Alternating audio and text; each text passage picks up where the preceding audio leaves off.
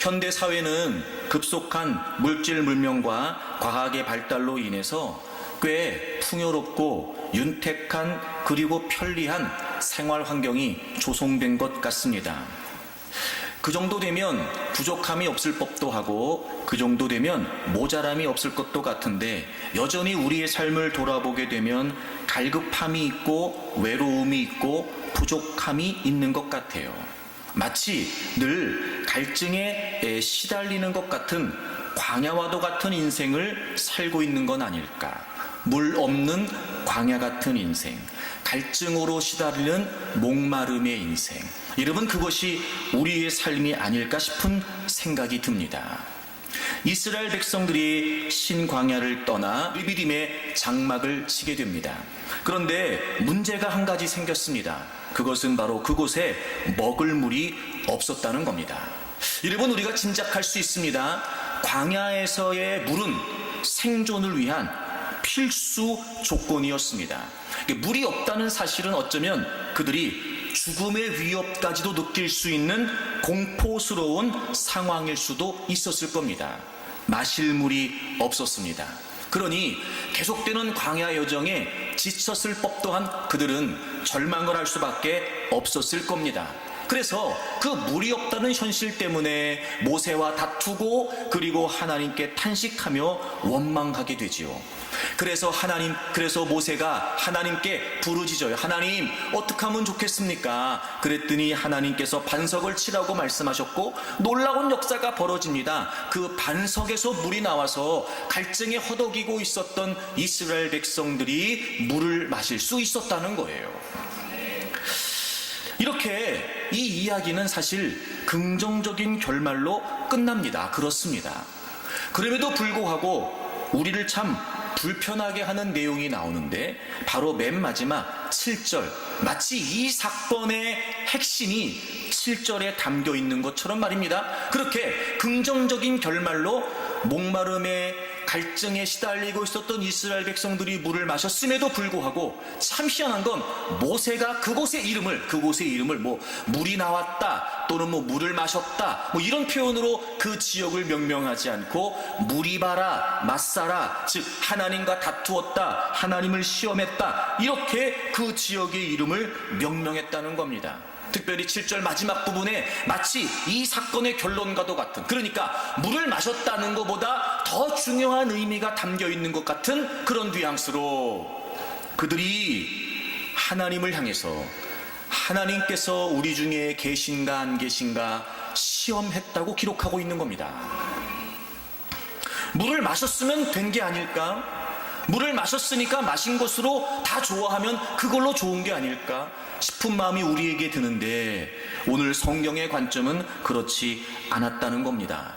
이스라엘 백성들은 지금 물이 없다는 환경 때문에 원망과 불평으로 가득한 채 하나님을 시험했다는 거예요. 하나님이 우리 중에 계신가 안 계신가, 하나님의 존재가 우리에게 실진가 그렇지 않은가, 이렇게 말입니다. 그런데 사실 여러분, 그들은 지금까지 광야 여정을 출애굽 이후부터 해서 광야 여정을 걸어오면서 하나님이 우리 중에 계신가 안 계신가 그 질문에 대한 분명한 답을 그들이 갖고 있었습니다. 홍해를 만났을 때 하나님이 건져주셨지요. 그 위 가운데서 그들을 구원해 주셨습니다. 여러분, 마라라고 하는 곳에 도착해서 그곳에 물이 써서 마실 수 없을 때 하나님이 쓴 물을 단물로 바꾸어 주시기도 했습니다. 게다가 여러분, 광야 여정에 먹을 것이 넉넉지 않았겠지요. 그들이 그렇게 먹을 것을 구할 때 하나님이 만나와 메추라기를 그들에게 내려주셨습니다. 그리고 무엇보다 지금 그들을 이끌어가는 구름기둥과 불기둥이 그들이 보기에도 보이게 그렇게 그들의 진영 위에 지금 떠 있단 말이에요. 그러니까 하나님이 계신가 안 계신가 이 물음에 대한 답은 사실 그들을 스스로가 갖고 있었음에도 불구하고 계속해서 하나님이 그들과 함께 가셔서 지금까지 역사해 주셨음에도 불구하고 또 오늘 물이 없는 상황을 만나 하나님이 안 계시다고 말하는 것 자체가 여러분 그들에게 불신이었다는 거예요. 그래서 하나님은 이곳의 기사를 잊지 않도록 단순히 물이 없어 물을 먹었다 이것만 기억할 것이 아니라 너희들이 그런 중에 나를 시험했다는 걸 기억하게라도 하시려는 듯이 그곳의 이름을 마사, 무리바, 이렇게 명명하게 되었던 겁니다.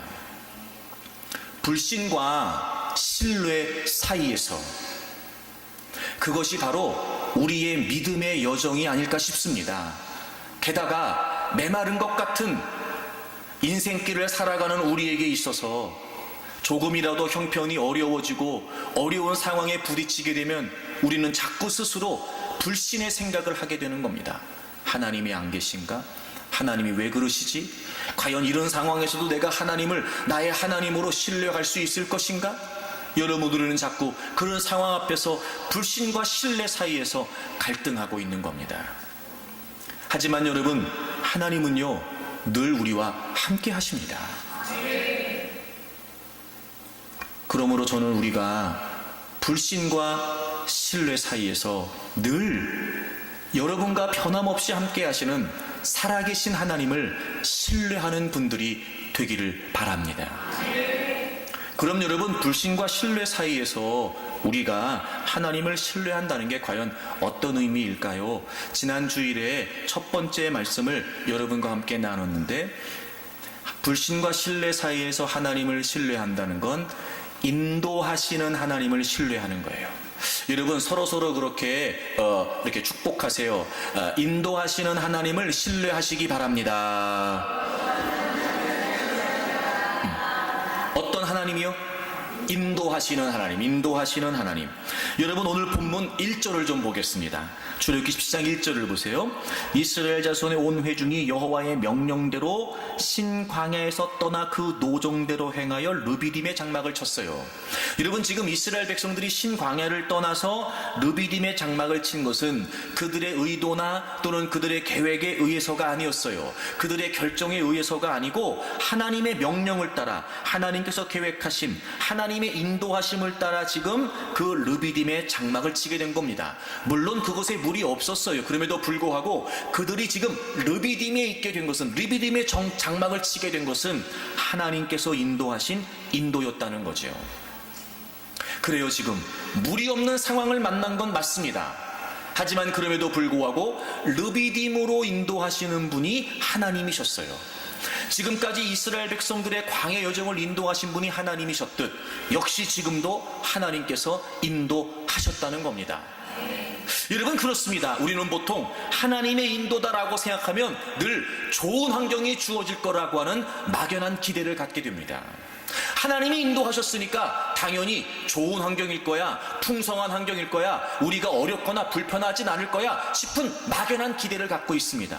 하지만 여러분, 그렇지 않습니다. 그럼에도 불구하고 우리가 잊지 말아야 될 사실은 하나님께서 인도하시는 인도 속에도 때로는 모자라고 불편하고 어려운 상황이 주어질 수도 있다는 거예요.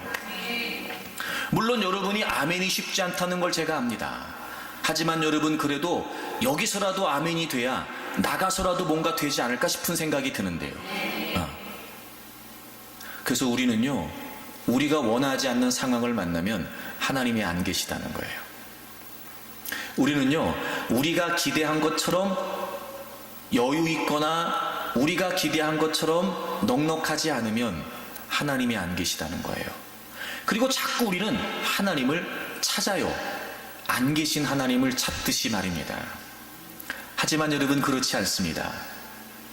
지금 우리와 함께 하셔서 우리를 이끌어 가시는 그 하나님, 비록 우리가 어디에 있든지 간에 정말 우리가 붙들어야 될 것은 그 환경이 좋은 환경이다, 나쁜 환경이다, 만만한 환경이다, 어려운 환경이다, 이런 문제가 아니라 그곳에서도 하나님이 나와 함께 하신다는 사실을 신뢰하는 거예요.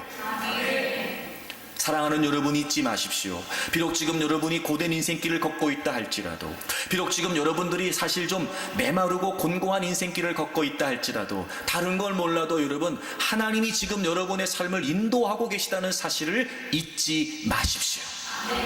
여러분, 하나님이 함께 한다는 걸 우리가 좀 오해하고 있는 건 아닐까요? 자, 에스겔 37장을 찾아보세요. 24절에 보시면요, 내 종 다윗이 그들의 왕이 되리니 그들 모두에게 한 목자가 있을 것이다, 이렇게 돼 있어요.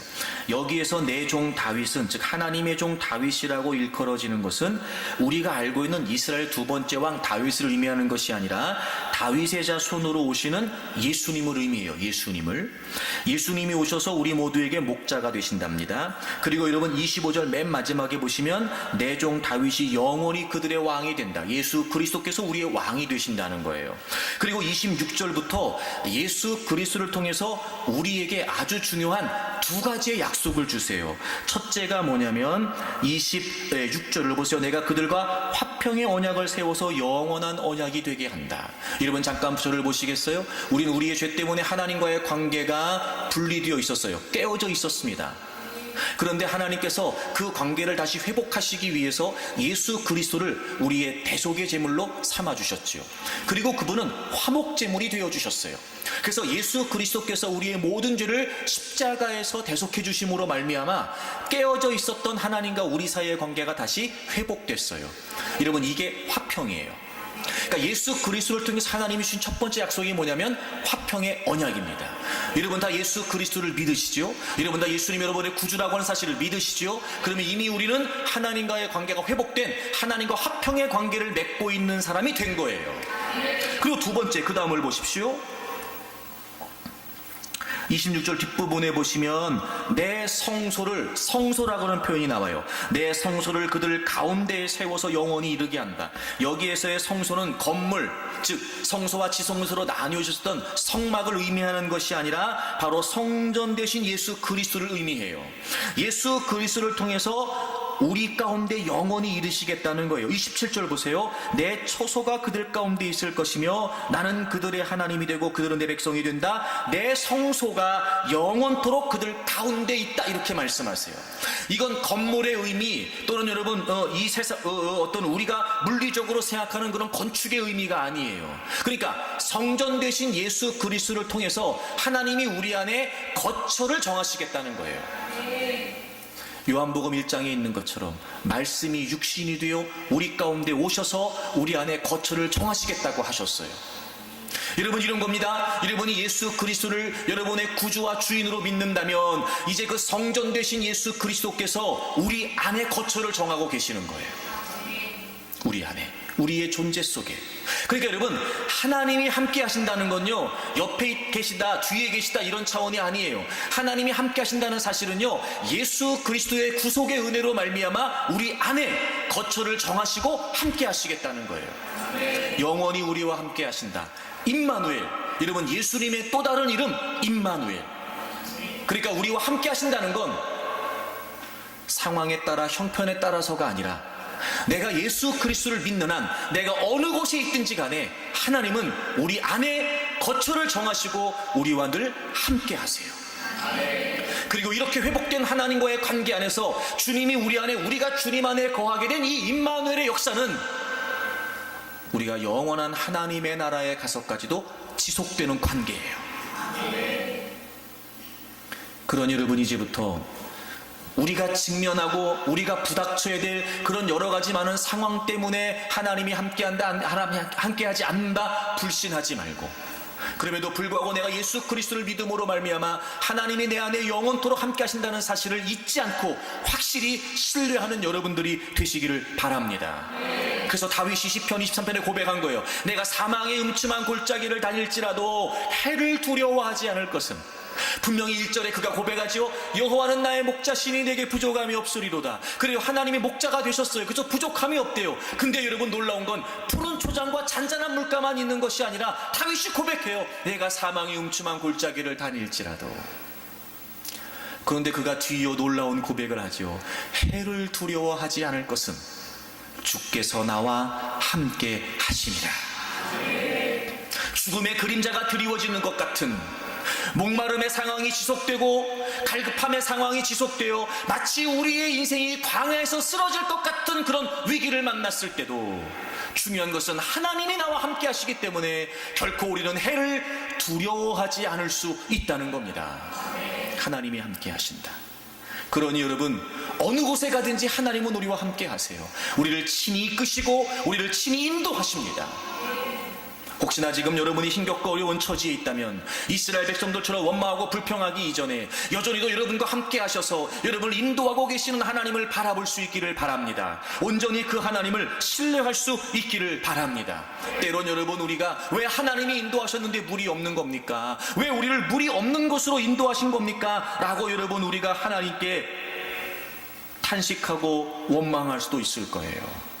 하지만 여러분, 이제 우리가 그런 모든 불평과 원망은 좀 멈추었으면 좋겠습니다. 그리고 오히려 예수 그리스도를 주목하고 내가 그분을 나의 구주와 주님으로 믿고 있기 때문에 하나님이 나를 떠나지 않으시고 변함없이 하나님이 나와 함께 하신다는 사실을 여러분 잊지 않기를 바랍니다. 그리고 하나님이 우리를 지금도 이끌어가고 계시다는 사실을 저는 여러분이 변함없이 신뢰할 수 있기를 바랍니다. 그런 여러분, 이제 우리는요, 하나님께 맡기면 돼요. 하나님께 맡기면 됩니다. 인도하시는 하나님께서 책임지실 거예요. 여러분, 이사야 55장을 좀 찾아보시겠어요? 8절을 보겠습니다. 이는 내 생각이 너희의 생각과 다르며 내 길은 너희의 길과 다름이니라. 여호와의 말씀이니라. 이스라엘 백성들을 향해서 하나님께서 내 생각은 너희의 생각과 다르다, 내 길은 너희의 길과 다르다, 이렇게 말씀하셨어요. 이게 무슨 의미냐면, 이 배경이 어떤 배경이냐면, 이스라엘 백성들이 바벨론에 의해 포로살이를 하고 있으면서 그들은 이 포로살이의 생활이 계속될 거라고 생각하고 있었어요. 아무런 희망이 없었어요. 그래서 그들은 계속해서 그들의 포로 생활이 지속될 거라고 생각했어요. 그때 하나님이 말씀하신 거예요. 너희들이 생각하는 그 생각이 아니다. 너희들이 갖고 있는 그 계획이 아니다. 나에게는 다른 계획이 있다. 여러분, 우리가 알고 있는 것처럼 그들이 70년 만에 돌아오게 됩니다. 귀환하게 된다고요. 하나님이 지금 그 말씀하시는 거예요. 너희들은 끝도 없이 지금 포로살이 할 것 같지. 그래서 나의 인도하는 것을, 나의 계획을 너희들이 지금 불신하고 있지. 그렇지 않다. 내 생각은 너희의 생각과 다르고 내 길은 너희의 길과 다르다는 거예요. 하나님이 분명히 말씀하신 거예요. 그들을 귀환시키시려는 생각을 갖고 계신 하나님께서 그 포로살이 중에서 염려와 근심 속에서 그들이 갖고 있는 그 생각보다 그 모든 것들을 초월하여 계획하시는 하나님의 계획, 그 하나님의 인도하심이 여전히 그들과 함께하고 있다는 사실을 지금 말씀해주고 계신 거죠. 물이 없는 광야가도 같은 인생을 살아가는 우리에게 있어 그런 상황에 부딪힐 때마다 여러분, 우리는 불안할 수밖에 없고, 그리고 우리는 절망할 수밖에 없어요. 두려워할 수밖에 없죠. 하지만 여러분, 하나님이 나를 인도하고 계시다. 내가 생각하지 못하는 것까지 나의 모든 생각과 나의 모든 결정과 나의 모든 계획을 초월하셔서 여전히도 나와 함께 하셔서 내 길을 인도하시는 그 하나님의 인도를 신뢰하는 것은 우리가 어떤 두려움을 만났을 때, 우리가 어떤 상황에 두려워하고 있을 때 그 모든 염려와 근심을 충분히 이겨낼 수 있는 믿음이 된단 말이에요. 하나님을 신뢰하십시오. 인도하시는 하나님. 비록 우리 눈에 보여지기는 의심이 될 수 있고, 비록 그래서 우리가 판단하기에는 정말 하나님이 계신가 안 계신가 이런 생각이 들 수도 있지만 여러분, 그렇지 않습니다. 지금도 하나님은 변함없이 여러분과 함께 하시고 여러분을 인도하고 계십니다. 인도하신 하나님을 신뢰하십시오. 그리고 여러분, 불신과 신뢰 사이에서 우리가 하나님을 신뢰한다는 게 어떤 의미일까요? 오늘 두 번째 말씀을 좀 나누도록 하겠습니다. 여러분, 다시 본문으로 돌아오실까요? 중요한 내용을 제가 여러분에게 설명을 드리려고 그래요. 여러분, 우리 좀 더 집중해서 하나님 말씀을 좀 살폈으면 좋겠어요. 자, 다시 본문으로 돌아오시게 되면 그렇게 이제 물이 없다는 상황 때문에 이스라엘 백성들은 모세와 다투기 시작합니다. 이 다툰다는 의미를 제가 설명했는데 주먹질까지 포함한 단어예요. 그러니까 실제로 그렇게 싸웠다 싸우지 않다 이건 정확하지 않지만 이런 단어를 썼던 걸 보면 지금 그 분위기가 굉장히 험악한 겁니다. 이스라엘 백성들이 물이 없다는 상황 때문에 하나님을 시험하고 지금 모세와 다투면서 굉장히 분위기가 지금 심각해진 거예요. 그래서 모세가 하나님께 부르짖습니다. 하나님, 어떻게 하면 되겠습니까? 조금 있으면 이들이 내게 돌을 던질 태세입니다. 그랬더니 하나님께서 이렇게 말씀하세요. 5절부터 여호와께서 모세에게 이르시되 백성 앞을 지나서, 그리고 그 다음을 보세요. 이스라엘 장로들을 데리고, 그러니까 백성들은 지금 그 상황이 있었던 거고 이스라엘 장로들과 함께, 그리고 하나님이 나일강을 치던 네 지팡이를 손에 잡고, 손에 지팡이를 잡고, 그 다음 보세요. 손에 지팡이를 잡고 그냥 쳐라 이렇게 말씀하신 것이 아니라 손에 지팡이를 짚고 어디론가 가라고 하셨어요. 가라. 그렇죠? 자, 머리로 그려보세요. 여러분 생각을 해보세요.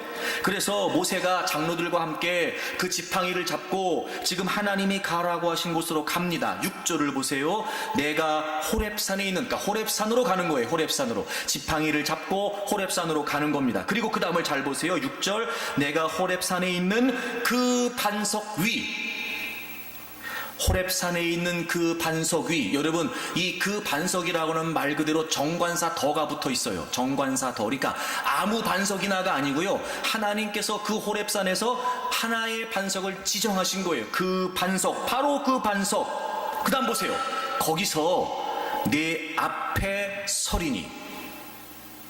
하나님이 지정하신 그 반석, 거기에 하나님이 서시겠다는 거예요. 거기서 내가 서겠다는 거예요. 그리고 모세에게 말씀하셨어요.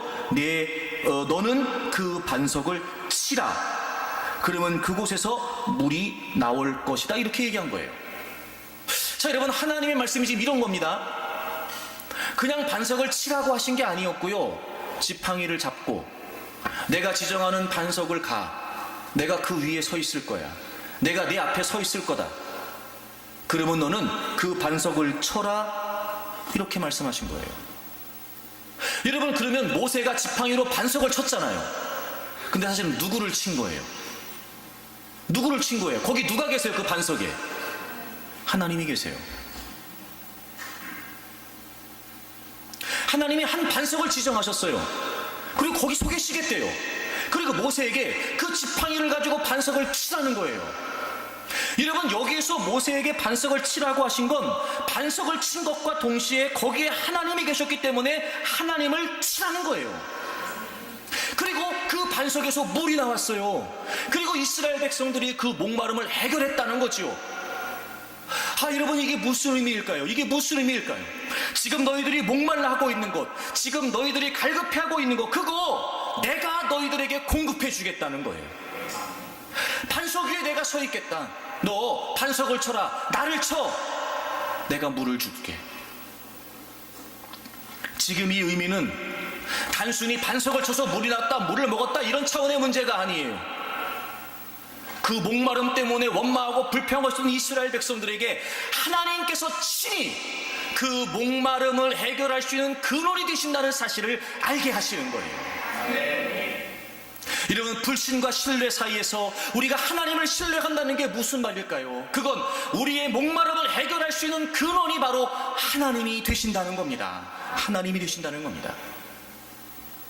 여러분, 우리가 이 상황을 앞절에서부터 계속해서 살펴보게 되면 사실 만약에 그 지팡이를 가지고 칠 것 같으면 여러분, 끊임없이 하나님을 믿지 못하고 의심하고 있는 이스라엘 백성들을 징계하거나 이스라엘 백성들을 질책하는 게 맞지, 어찌 여러분 그 지팡이를 가지고 하나님 자신을 치라고 말씀하시는 게 타당키나 하냔 말입니다. 이스라엘 백성들은 여러분 홍해 앞에서 막 아우성을 치고 우리가 다시 애굽으로 돌아가자 그러고 그럴 때 하나님이 홍해를 갈라주셨어요. 갈라지면 끝이에요. 3일 길을 광야를 걸었는데 물 한 모금 먹지 못했고 마라에 도착해서 쓴물이 되어서 먹지를 못하고 있었어요. 그때 하나님이 쓴물을 단물 되게 하셨어요.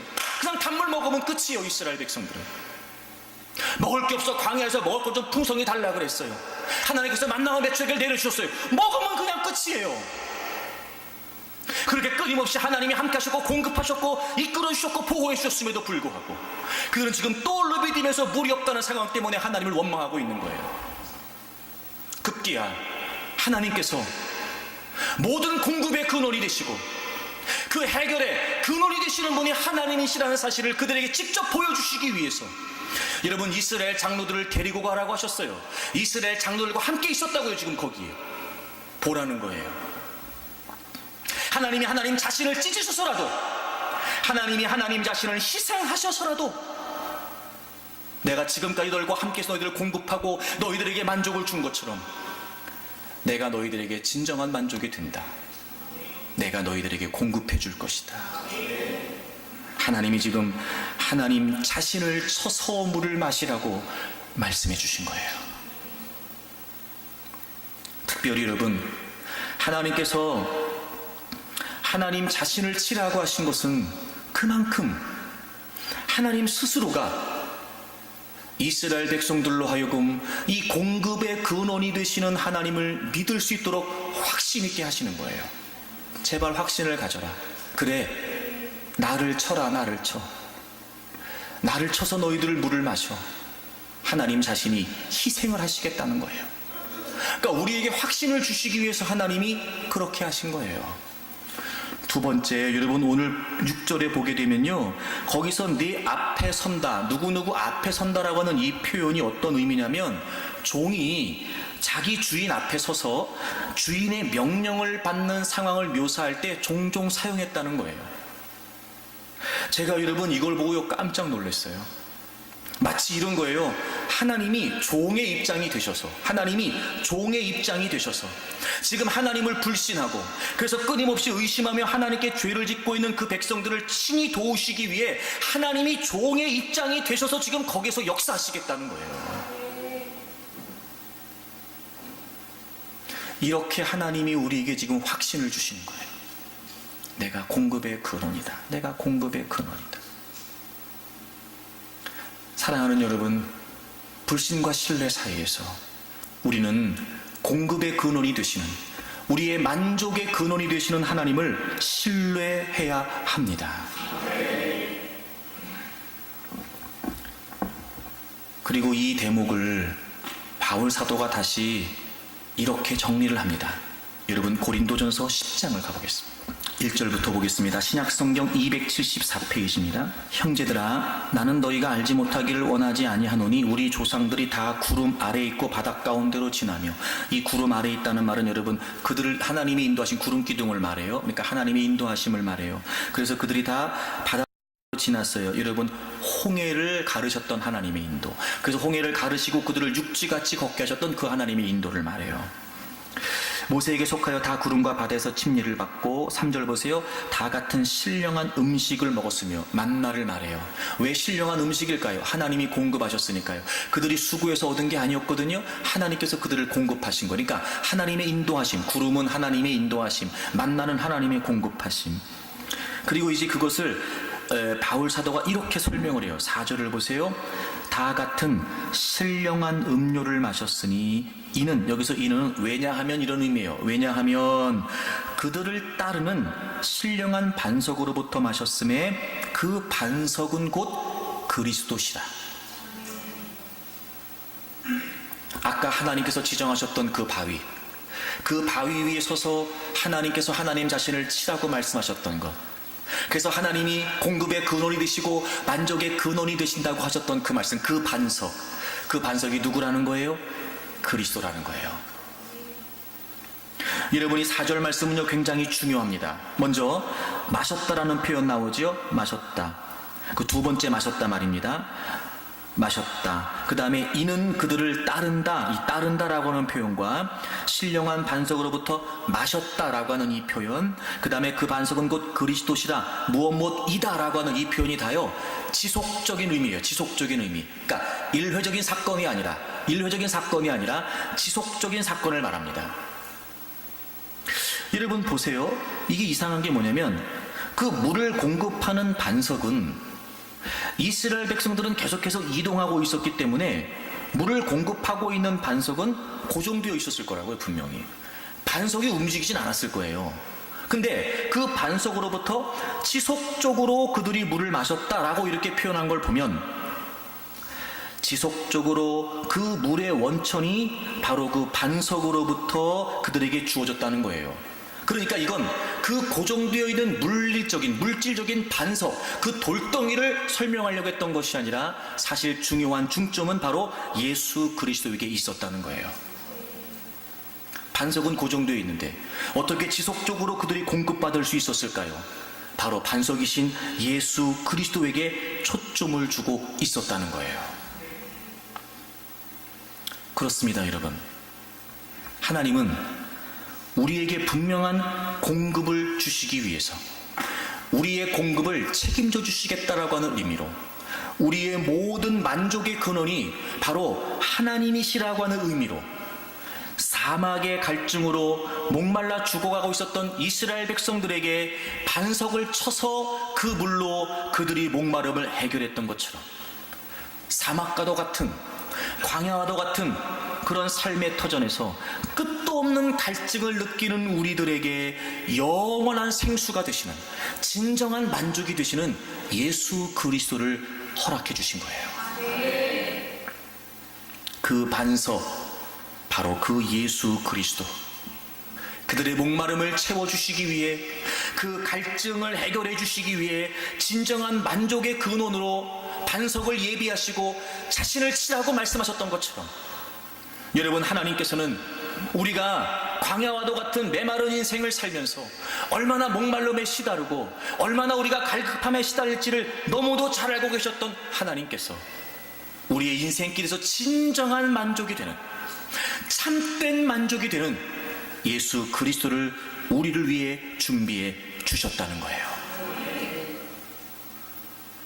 여러분, 불신과 신뢰 사이에서 우리는 이런 목마름의 문제를 만나게 되면 계속해서 하나님을 의심하게 됩니다. 하지만 여러분, 그거 아십니까? 아무리 여러분 우리가 이 세상의 가치로 충분히 살 수 있다고 해도 결코 여러분 우리에게 만족이 될 수 없다는 사실 말입니다. 지금 당장은 물질이 부족해서 물질만 채워지면 만족하는 인생을 살 것 같지만 여러분, 그렇지 않다는 거예요. 내가 지금 몸이 약하니까 내가 건강하게만 하면 내가 정말 만족스러운 인생을 살 것 같지만 여러분, 그렇지 않다는 거예요. 그 우리의 인생을 하나님이 너무 잘 알고 계셨어요. 그래서 진짜 만족의 근원이 되시는 예수 그리스도를 우리에게 보내주신 거예요. 사실 여러분, 그래서 많은 사람들은요, 만족을 위해서 막 노력합니다. 뭐라도 해요. 돈을 버는 사람들은 그래서 막 돈 때문에, 어떤 사람은 명예 때문에, 어떤 사람은 취미 때문에, 요즘은 여러분 놀러 가는 것 때문에, 하여튼 막 거기가 다 만족입니다. 거기가 다. 진짜 만족이 없어요, 여러분. 거기에 만족한다는 사람 들어보셨어요? 하나님은 그걸 잘 아세요. 왜냐하면요, 하나님이 우리를 만드셨거든요. 여러분, 전도서 7장을 좀 가보실까요? 29절입니다. 이 전도서는 솔로몬이 노년에 자신의 인생을 살고서 기록한 내용이에요. 29절에 보시면, 내가 깨달은 것은 오직 이것이라, 곧 하나님은 사람을 정직하게 지으셨으나. 여러분이 정직하다라고 하는 말이 어떤 의미냐면, 원래 곧다, 똑바르다 이런 뜻이에요. 바르다 이런 뜻인데, 이게 여기서 무슨 의미냐면, 하나님이 우리 인간을 창조하셨어요. 하나님이 우리 인간을 만드셨을 때 어떤 부족함이나 어떤 결점도 없이 완전하게 만드셨다는 거예요. 하나님이 우리 인간을 지으셨을 때 그렇게 우리를 온전하게, 완전하게 만들어 주셨어요. 바로 하나님의 형상대로 말이죠. 그래서 우리의 창조는, 하나님이 우리 인간을 지으신 창조는 완전했습니다. 근데 문제는 뭐냐면, 사람이 많은 꾀들을 낸 것이다. 그런데 여기서 많은 꾀를 냈다라고 하는 말이 무슨 말이냐면, 찾다, 추구하다 이런 거예요. 원래 하나님은 하나님의 형상대로 우리 인간을 만드셨고 아무런 부족함이 없었어요. 모자람이 없었다고요. 그런데 인간이 그 하나님의 창조의 질서를 따르지 않고 인간 자신들의 욕심을 따라 또 다른 것들을 만들어내기 시작한 거예요. 하나님의 창조의 질서를 따르지 않고 자신의 욕심을 따라 하나님처럼 되고 싶어 했어요. 그리고 하나님과의 관계를 깨트려 버리죠. 하나님과의 약속을 허물어 버립니다. 그리고 인간은 자신들의 욕심을 따라 자신들이 추구해갈 그 무엇들을 만들어내기 시작합니다. 많은 꾀들을 찾아내기 시작하죠. 하나님이 우리를 만드셨을 때는 아무 문제가 없었다고요, 여러분. 그런데 우리 인간이 타락하면서 우리의 욕심을 따라 마치 그것을 추구하면 내가 하나님처럼, 그것을 추구하면 내가 만족할 수 있을 것처럼 생각하고 살아오기 시작했죠. 그 어디에도 만족이 없다는 거예요. 그 어디에도. 여러분, 그래서 전도서에 보면은요, 솔로몬이 이런 고백을 해요. 여러분, 전도서 2장을 좀 가보세요. 10절 다 같이 읽습니다. 시작. 무엇이든지 내 눈이 원하는 것을 내가 금하지 아니하며 무엇이든지 내 마음이 즐거워하는 것을 내가 막지 아니하였으니 이는 나의 모든 수고를 내 마음이 기뻐하였으므라. 이것이 나의 모든 수고로 말미암아 얻은 몫이로다. 와, 여러분, 기가 막히죠. 눈이 원하는 건 금하지 않았대요. 마음이 즐거워하는 걸 막지 않았대요. 그러니까 원하는 거 다 해본 거예요. 해보고 싶은 거 다 해보고요. 가고 싶은데 다 가보고요. 갖고 싶은 거 다 가져보고요. 먹고 싶은 거 다 먹어본 거예요. 근데 11절에 보시면 그 후에 내가 생각해 본즉 내 손으로 한 모든 일과 내가 수고한 모든 것이 다 헛되어 바람을 잡는 것이며 해 아래에서 무익한 것이로다. 여러분, 근데요, 그렇게 살아왔던 자신의 모든 인생이요, 헛되답니다. 마치 바람을 잡는 것처럼. 여러분, 바람을 잡을 수 있어요, 없어요? 없어요. 바람 못 잡아요. 근데 우리가 바람을 잡을 수 있을 것처럼 쫓아다니는 거예요. 근데 솔로몬이 다 해보고 우리에게 알려주는 거예요. 그러니까 여러분이 해보려고 하지 마세요. 다 해본 솔로몬이 지금 알려주잖아요, 여러분. 그래도 한번 해보고 싶으세요? 다 해보고 아니다, 여러분도 이렇게 해보고 싶으신 거예요? 다 해본 솔로몬이 얘기하는 거예요. 마치 바람을 잡는 것처럼 그 모든 일들은 다 헛되다는 거예요. 왜 그러냐면 3장 11절 보세요. 하나님이 모든 것을 지으시되 때를 따라 아름답게 하셨고, 이 때를 따라 아름답게 하셨다는 말이 뭐냐면 아까 7장에 찾아봤던 것처럼 하나님의 창조가 완벽하다는 거예요. 완전하다는 거예요. 그러니까 우리 인간도 하나님이 그렇게 지어주셨어요. 하나님의 형상대로. 그래서 사람들에게는 영원을 사모하는 마음을 주셨어요. 여러분, 이 말은 무슨 말이냐면 우리 속에 영원을 넣어두었다, 이런 뜻이에요. 인간의 마음에 영원을 넣어두었다. 그러니까 여러분, 우리 인간은요, 하나님의 형상대로 지어졌기 때문에 본원적으로, 근원적으로 그 하나님의 존재에 대한 갈증을 지니고 있어요.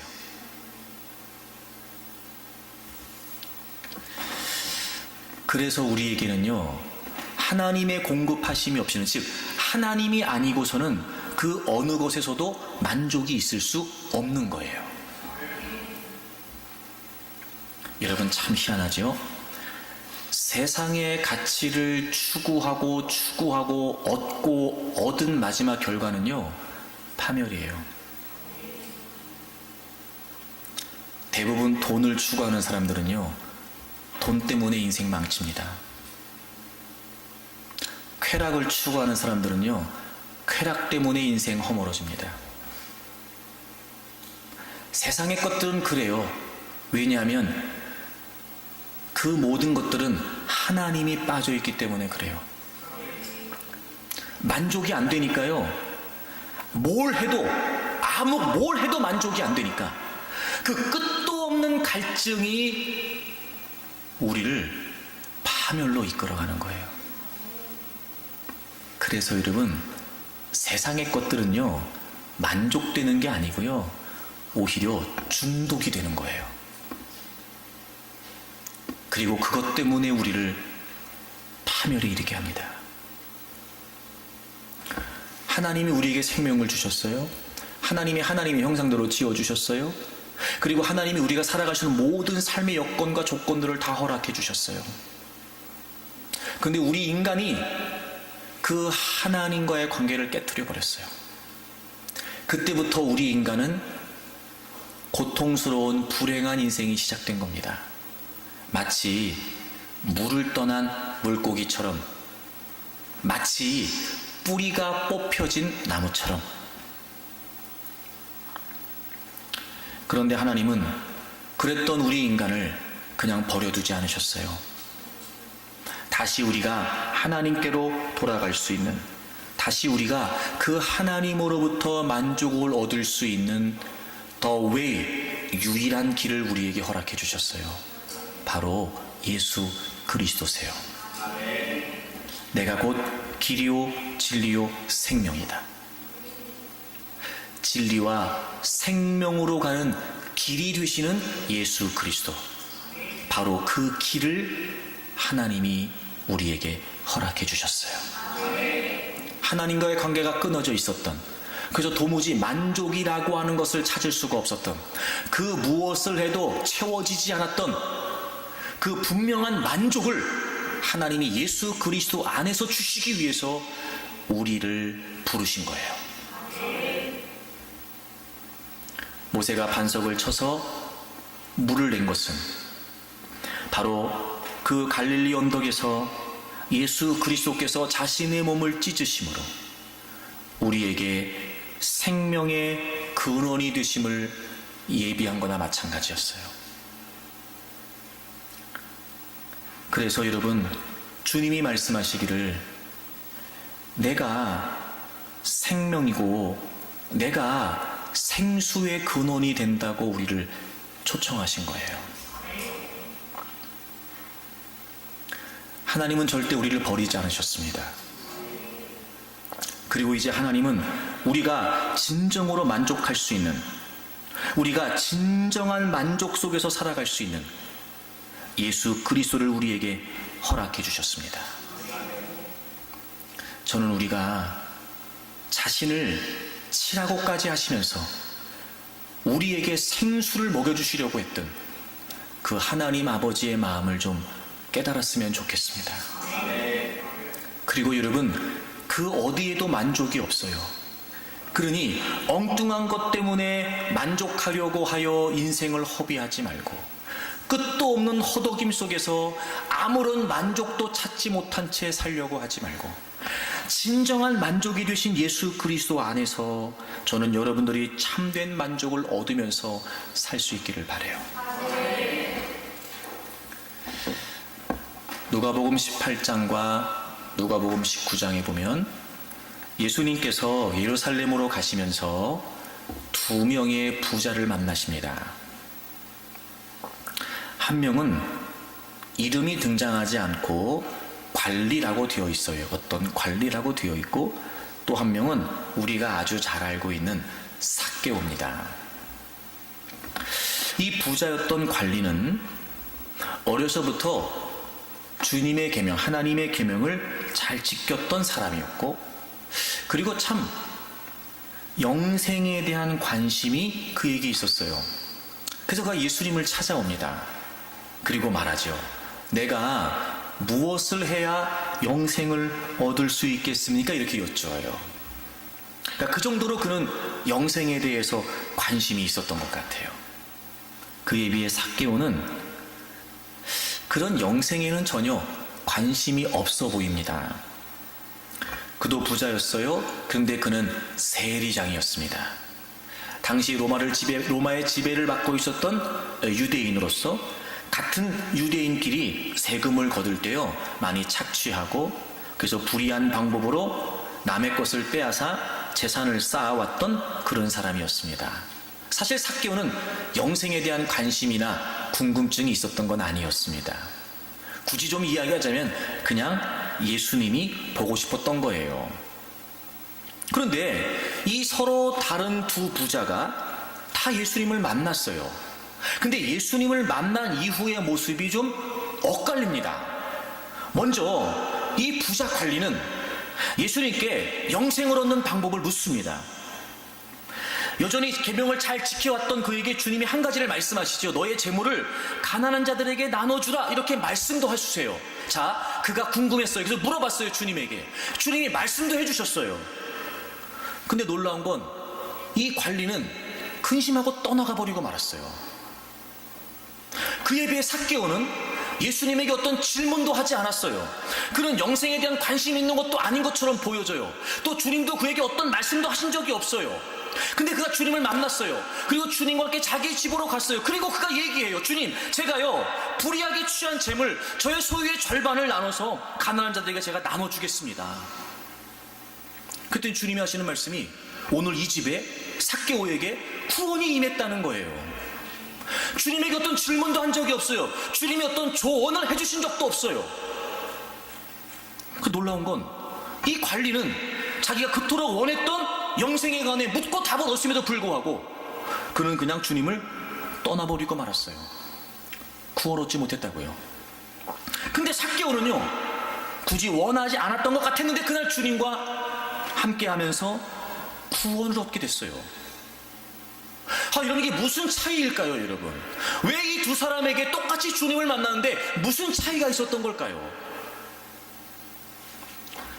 이 부자 관리는요, 자신이 궁금한 영생에 관해 주님을 찾아왔고 주님께 답을 원했어요. 주님이 정답을 말해주시기를 원했어요. 그런데 결정적으로요, 이 관리는 주님이 정답이라는 걸 몰랐어요. 하지만 삭개오는 어찌 보면 영생에는 관심이 없는 것처럼 보여져요. 정답에는 관심이 없는 것처럼 보여져요. 근데 그가 원했던 건 딱 한 가였어요. 주님을 만나고 싶어 했어요. 세리장이라고 하는 위치도 내버린 채 많은 사람들이 모여있을 때 그는 키가 작아 주님을 볼 수 없었기 때문에 채신머리 없이 체면불고하고 그는 여러분 뽕나무에 올라간단 말이에요. 주님이 보고 싶었어요. 주님을 만나고 싶어 했다고요. 그리고 주님을 만났어요. 그리고 뜻하지 않았던 영생과 구원도, 즉 진짜 정답을 삭개오가 찾게 된 거예요. 우리는 목마름의 문제를 갖고 있습니다. 우리 인생은 갈급함의 문제를 갖고 있어요. 근데 여러분, 그것이 단순히 우리에게 부여지는 상황이나 현상, 그게 우리의 목마름인 줄 착각하는 거예요. 여러분, 진짜 목마름은 그게 아니었어요, 여러분. 그래서 우리의 문제를 해결하고 싶어, 우리의 문제를 좀 해결받겠다고 주님에게 나와왔는데 정작 주님께서 답인 걸 모르는 거예요. 그래서 우리가 주님 앞에 올 때마다 주님은 우리에게 자신이 누구신지를 알려주세요. 우리가 그 문제를 해결하기 위해 주님께 다가올 때마다 주님은 자신이 어떤 분이신지를 우리에게 말씀해 주시려고 하세요. 그리고 그분을 만나 그분과 지속적인 교제를 갖기를 원하세요. 지금 그분은 우리 앞에 계세요. 우리 안에 계세요. 그런데 정작 우리는 그분에게는 관심이 없어요. 정답을 찾던 사람은 돌아갔는데 주님을 찾던 사람은 정답을 얻은 거예요. 여러분, 진짜 우리의 갈급함의 문제 해답이 어디 있을까요? 진짜 우리의 목마름의 문제 해답이 어디 있을까요? 주님, 그분에게 있습니다. 단순히 주님이 해결해 준다 이런 차원의 문제가 아니라 내가 원하는, 내가 궁금한, 내가 필요로 하는 그 무엇을 주님께서 주신다 이 차원이 아니라 진짜 주님이 그 모든 문제의 답이 되신다고요, 여러분. 근데 우리는 주님을 앞에 두고도 끊임없이 의심하는 거예요. 주님을 앞에 두고도 끊임없이 답을 찾는 거예요. 그분이 답이신데. 주님은 내가 답이라고 말씀하셨는데, 내가 생수의 근원이라고 말씀하셨는데, 내가 생명이라고 말씀하셨는데, 내가 내 양들에게 생명을 풍성히 준다고까지 말씀하셨는데, 심지어는 내가 내 양을 위해 목숨을 건다라고까지 말씀해 주셨는데, 하나님의 반석에서 자신을 치라고 말씀하신 것처럼 예수 그리스도께서 자신의 몸을 찢으시고 우리에게 진정한 생명의 생수를 허락해 주셨는데, 그분이 답인데 우린 정작 그분에겐 관심이 없는 거예요. 제가 오늘 여러분에게 이렇게 부탁드리고 싶습니다. 지금 제가 여러분에게 장황하게 설명했던 이 모든 말씀들이 다 이해되지 않고 다 믿어지지 않고 도대체 무슨 말인지 다 가늠조차 되지 않는다 할지라도 하나님이 말씀을 통해 우리에게 제시해 주신 이 목마름에 대한 분명한 만족, 저는 우리가 성경적으로 확신할 수 있기를 바랍니다. 그렇습니다. 하나님, 제가 이제까지 헛된 걸 찾았습니다. 내가 교회 안에 들어와 있었으나, 내가 하나님을 찾는다고 말했으나, 내가 주님을 안다고 말했으나, 하나님, 저는 정말 주님이 아닌 그 헛된 것에만 관심을 갖고 있었습니다. 과연 내 믿음이 주님을 추구하는 믿음이었는가? 과연 내 믿음이 주님 그분과 더 가까워지기 위한 믿음이었는가? 과연 그 믿음이 하나님 그분을 알아가기 위한, 그 주님과 정말 가까워지기 위한, 그래서 그 주님이 정말 나의 모든 문제의 답이 되시고 내 목마름의 해결이 되신다는 사실을 내가 얼마나 확신하고 있었는가? 내가 정말 원했던 것은 주님이었는가, 아니면 주님이 주시는 답이었는가? 돌아봅시다. 그리고 이제 말씀을 통해 우리에게 주신 이 해답이 진짜 해답이라고 하는 사실을 기정사실로 하고, 비록 우리가 그렇게 못 살았다 하더라도, 지금까지 그게 다 이해가 되지 않았다 하더라도, 아니 지금 이 자리조차 믿어지지 않는다 하더라도, 분명히 하나님께서 자신을 치라고 말씀하셨고 예수 그리스도께서 진정한 반석이 되셔서 우리의 목마름을 영원히 해결해 주시겠다고 그 일 때문에 오셨다고 말씀해 주셨으니까 진정한 만족이 그분에게 있다는 사실을 우리가 깨닫고 진짜 우리가 그분을 추구하고 그분을 얻고 그분 때문에 만족하고 살았으면 좋겠습니다. 저도 다 모르겠습니다. 어떻게 여러분에게 설명을 해야 될지 또 나는 지금 어떻게 살아가고 있는지 솔직히 저도 다 잘 모르겠습니다. 하지만 분명한 건 주님을 향하게 되면 그 주님이 분명해지면 주님이 답이 되신다는 건 확실하죠. 어디에도 진정한 만족은 없습니다. 그 어떤 것도 우리에게 진정한 공급의 근원이 될 수 없습니다. 오직 주님뿐이십니다. 불신과 신뢰 사이에서 얼마나 그 갈등이 힘겹고 어려운지 저도 잘 압니다. 저도 사람이니까요. 하지만 여러분 이제 인도하시는 하나님을 신뢰하십시오. 하나님께 맡기세요. 두려워하거나 염려하지 말고 하나님께 맡기십시오. 불신과 신뢰 사이에서 진정한 공급에 만족이 되시는 그 하나님을 여러분 신뢰하십시오. 하나님만 바라보세요. 하나님만 추구하세요. 그리고 내가 원했던 답이 아니라 주님이 주신 답, 바로 그 예수 그리스도, 그분이 우리에게 진정한 만족이 된다는 사실을 확신하고 그분을 추구하십시오. 그분과의 관계, 그분과의 교제, 그분과의 친밀함, 그 안에서 누릴 수 있는 수없이 많은 은혜들, 여러분 진짜 우리의 은혜가 되기를 바랍니다. 주님에게 찾아왔으나 정작 답이신 주님을 놓친 채 근심하고 떠나갔던 관리가 아니라 주님에게 관심이 있어 그 주님을 만나는 것이 전부였던 삭개오가 오히려 구원을 얻었던 것처럼 여러분 주님 때문에 우리의 삶에 그런 모든 목마름의 문제가 해결되고 그리고 진정한 만족 속에서 감사하고 찬양하고 그럼에도 불구하고 기쁨 속에 살아갈 수 있기를 주의 이름으로 축복합니다. 우리 같이 찬양 하나 할까요? 은혜 아니면 살아갈 수가 없네. 복음마저도 다 주의 것이니 세상 성함과 위로 내게 없어도 주님 오직 주님뿐이네.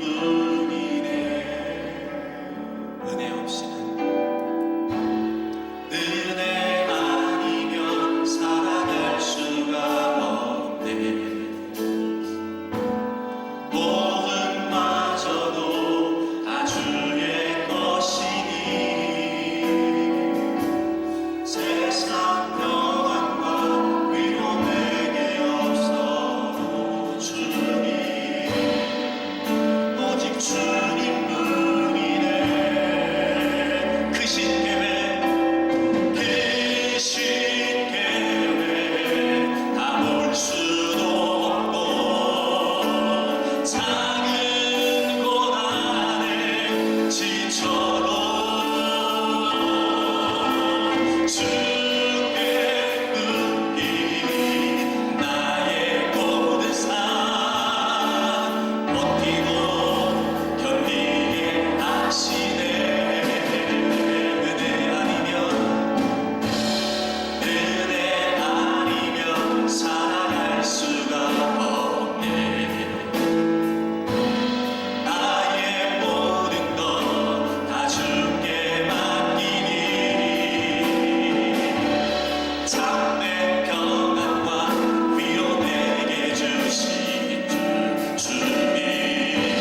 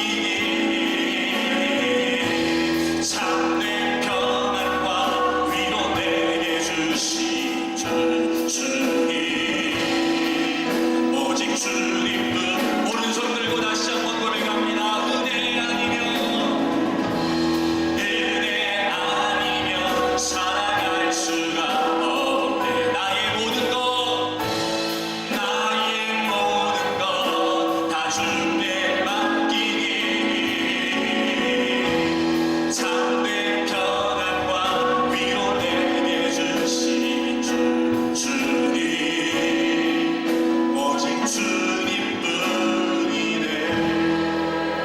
두 손을 높이 들겠습니다. 하나님을 갈망하는 마음으로 두 손을 들고 정말 하나님이 나의 유일한 만족이 되시는 고백으로 두 손을 듭니다. 하나님, 우리가 진정으로 기대할 수 있는 분은 하나님뿐이십니다. 하나님만이 유일한 만족이 되시고 예수 그리스도만이 진정한 우리의 만족이 되십니다. 허황된 것을 쫓았던 저희들 용서해 주옵시고 주님, 이제 우리가 정말 주님만을 바라보기를 원하며 주님만을 추구해 가기를 원합니다. 진정한 만족, 그 어떤 것에도 흔들리지 않는 진정한 평안, 목마름과